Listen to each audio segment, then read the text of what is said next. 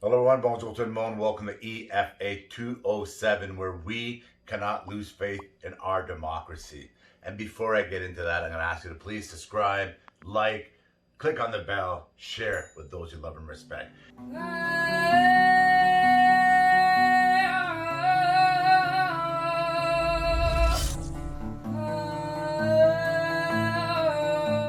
And I want to get into the democracy part. I'm wearing some colors today that belong to the Canadian military and the army, and I've never done any military, and I came from the world of corrections and that kind of stuff, but I've never done military. But I got to know the military. My father was a World War II veteran. I've talked about this before, and I understand that world.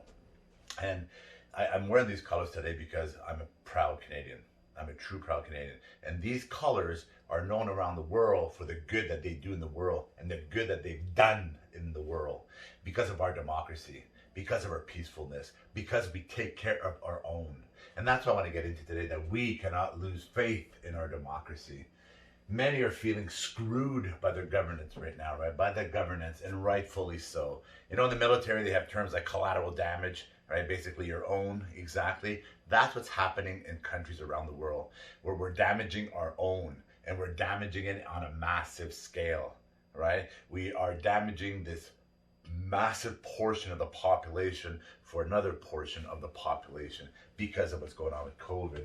So these individuals that are feeling screwed by their governance, these are individuals like collateral damage, caught in the crossfire of their own. They're only guilty of being born driven, being born go-getters, being born with the stamina to keep growing and climbing the ladder of life. That's what they're guilty of. They're business individuals that are being controlled and told, no, we're going to jam sticks in your wheels and you cannot use your bike at all, regardless if you pay for it. You still pay for it, you still pay payments on it, and you got to pay the insurance on it, you got to pay the lease on it, you got to pay whatever on it. We don't care. You're not going to operate, right? That's why, rightfully so, they're pissed off because of the collateral damage, just because they're driven entrepreneur, right? I wholeheartedly believe in governance, and you listen to my podcast in March and listen to my podcast in April in the past in 2020, and you're going to see how I talk about governance and rules and regulation. I come from that world. 3 different levels of government, multiple different levels of positions. I respect that world. So I believe in governance. I believe in rules and regulation, but I also believe in democracy, and that we do not want to lose faith in our democracy. I was raised as a liberal. For you Americans, I'd be a Democrat. I was raised like my staunch liberal in my household, my father, and I became a conservative, again, a Republican for the Americans here. And at around 24, I became the businessman that I am, and little that my life changed. I understood money for what it is. It started making more sense to me beyond my upbringing, right? And I came from a household that a man that never stopped working, that kept going, and a woman that raised up to 13 children. So yeah, I was raised by people that just kept going, right?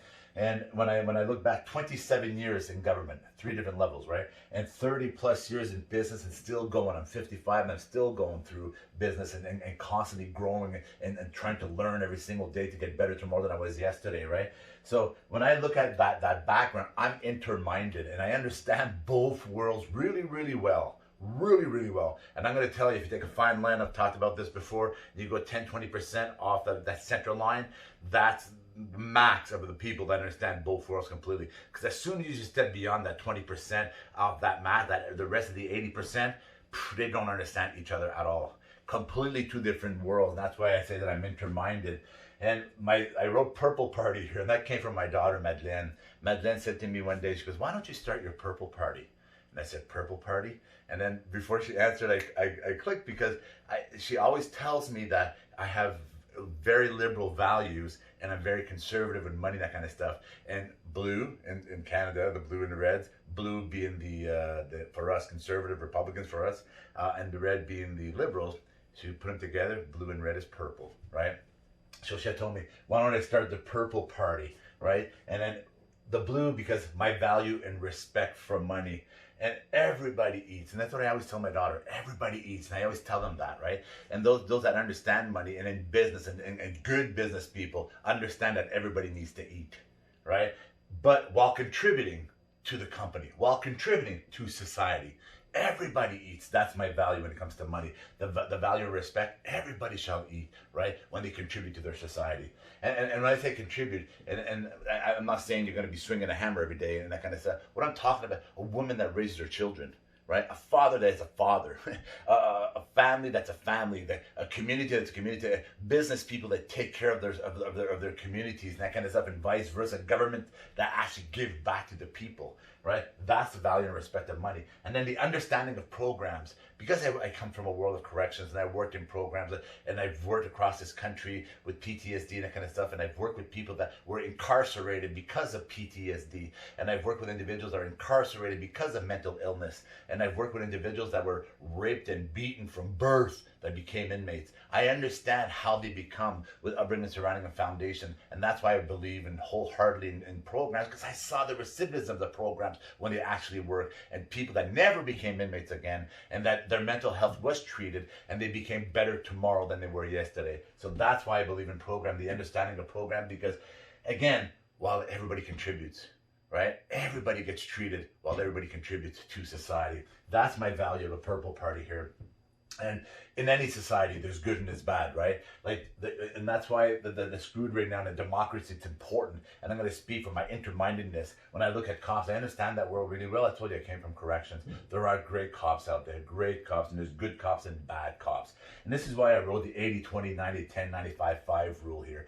That's that range. It's not the 100%. It's not the all of them, right? It's the very minimal, but they're the loudest. They're like in society, right? The ones that the squeaky wheel gets the oil, right? Well, in these situations, the bad cops are the ones that portray a bad image on great cops and good cops, right? Just like good politicians. We have great politicians out there, and then we have self-serving politicians about themselves and when are they going to get voted next and when are they going to get a pension and keep pushing their ideology. And that's why there's a difference between a good politician that's looking at the betterment of everyone and overall general like consensus, right, for the balance of the people and the democracy. That's a good politician. Good priests, right? There's pastors and people that work out in communities and faith and wellness groups that go out in the world and build houses for humanity, etc.